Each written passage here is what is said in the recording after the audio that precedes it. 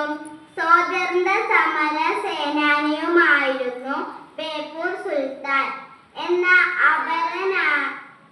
അപരനാമത്തിൽ അറിയപ്പെട്ടിരുന്ന വൈക്കം മുഹമ്മദ് ബഷീർ 1908 ജനുവരി 19 വൈക്കം തലയോലപ്പറമ്പിൽ ജനിച്ചു.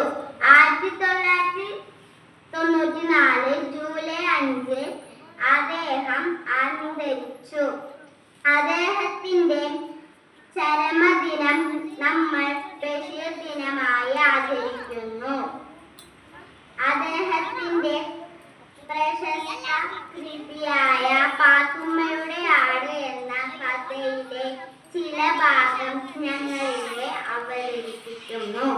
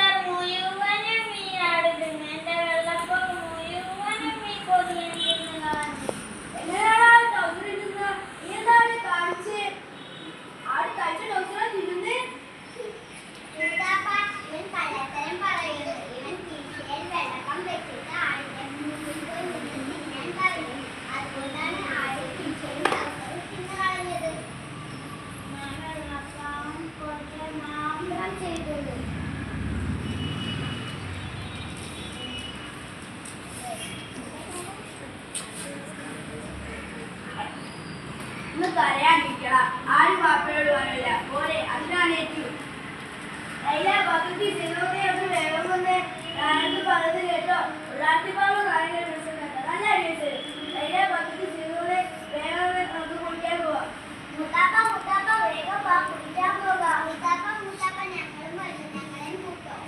നിങ്ങളുടെ വാപ്പയോട് കുടിക്കാൻ പോകാത്ത വാപ്പ നമ്മളെ കൊണ്ടുപോയില്ല. അതെന്താ